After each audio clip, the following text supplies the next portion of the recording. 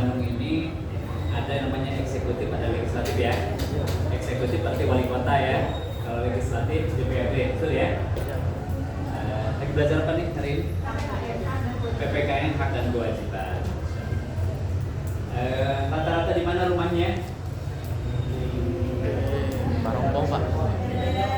Oke, izin saya tanya dulu ke beliau ya. Siapa namanya? Sakila. Sakila pengen jadi apa cita-citanya? Mantap, keren ya, dokter gigi ya. Dokter gigi ini pasti banyak peran buat masyarakat, memberi manfaat buat banyak orang. Mulai sekarang researching siapa dokter gigi terhebat di Indonesia ya. Follow oleh kita, baca biografinya, ya, ikutin aja supaya kita bukan sekadar jadi dokter gigi tapi dokter gigi yang terbaik di Indonesia. Ya. Oke, tadi DPRD udah ya, Dewan Perwakilan Rakyat. Di Kota Bandung ada berapa orang kira-kira? Ada yang tahu? 5? 50?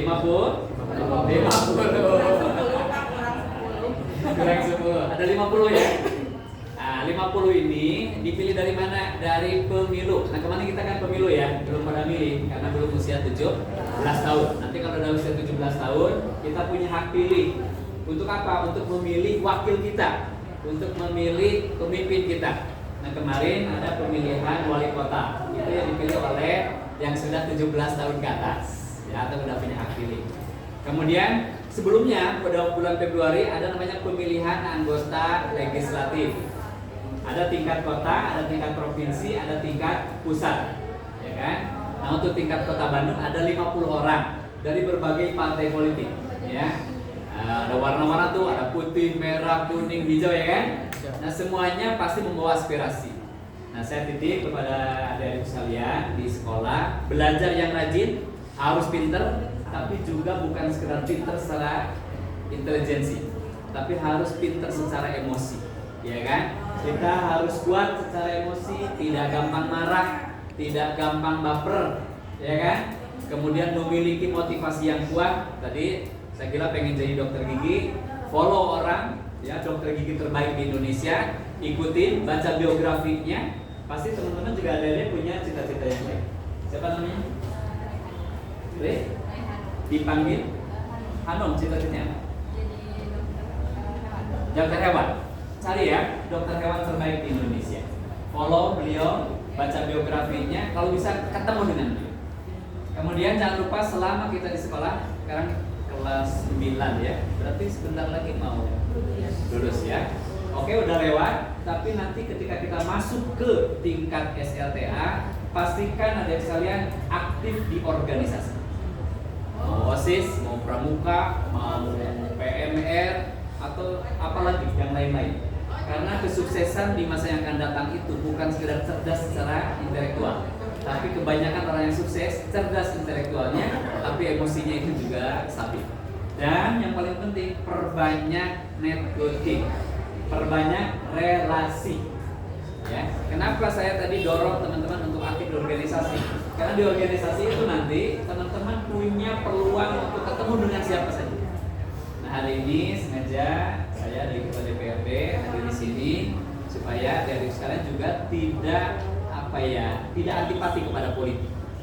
Karena politik itu juga bagian dari kebijakan. Nah, sekarang dari pemerintah misalnya ada sekolah nih diperbaiki fasilitasnya, kemudian berurusan dengan kejaksaan. Kenapa? Karena kita ingin ya sekolah lebih baik, pendidikan lebih baik. Di mana itu pendidikan lebih baik, sekolah lebih baik? Di kebijakan. Siapa yang melakukan kebijakan? Pemerintah kota dengan DPRD. Kalau orang-orang cerdas, orang-orang hebat tidak masuk dalam dunia politik, nanti politik dikerjakan oleh orang-orang yang tidak cerdas.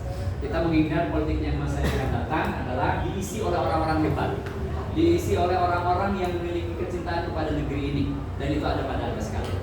Jadi saya percaya anak-anak SMP 2 itu anak-anak unggulan, ya, karena rata-rata orang yang berhasil, orang sukses rata-rata alumni SMP 2, ya kan? Alumni SMP 2.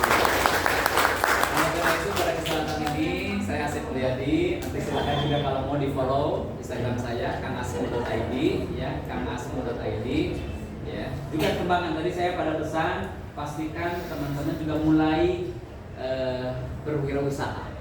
Ya sekarang tuh gampang untuk punya duit hari ini, tidak harus minta uang kepada orang tua. Ya, apa caranya? Sekarang itu gampang apapun ya, itu bisa jadi cuan. Gimana caranya tadi? Perbanyak relasi.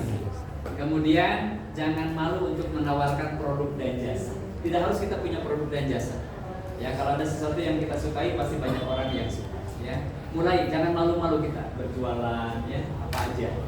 Ya mungkin dari hal-hal kecil. Coba pelajari orang-orang sukses yang hari ini, orang-orang yang kaya raya itu mereka biasanya ada inisiatif sejak kecil. Ya hal-hal kecil bisa jadi besar. Asal kita mau untuk tadi ya ketemu banyak orang, menawarkan kepada banyak orang. Dan sekali lagi kemampuan intelijensi kita harus dibarengi dengan emosional. Yang terpenting juga jangan lupa hormati ibu guru. Ya, kemudian juga hormat kepada ibu dan bapak guru kita, termasuk ibu orang tua kita. Terima kasih ya sekali lagi. Saya yakin yang ada di hadapan hari ini 5-10 tahun yang akan datang adalah menjadi orang-orang hebat. Ya. Saya bisa menjaga kota Bandung semakin baik di masa yang akan datang. Karena kota Bandung ini tempat di mana kita lahir, tempat kita bersekolah. Maka nanti ke depan ketika kita sudah sukses, pastikan bahwa kitalah yang punya kecintaan kepada kota Bandung, dipelihara, disiapkan programnya, kecerdasan kita diaktualisasikan untuk membangun kota Bandung. Sekali lagi, mudah-mudahan 5-10 tahun yang akan datang, saya melihat wajah-wajah ini adalah wajah-wajah orang yang sukses. Amin. Jadi dokter gigi yang terbaik, jadi dokter hewan yang terbaik. Jadi kata tadi? Dokter umum, ini SMP 2 pengen jadi dokter semua jangan-jangan ya.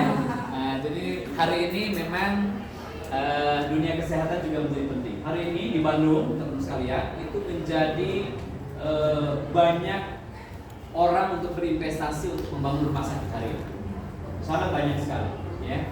Dan kalau kita mau jadi dokter, mau jadi tenaga kesehatan, atau kita mau Bandung ini sehat, pastikan dari mulai sekarang, ketika SMP nih.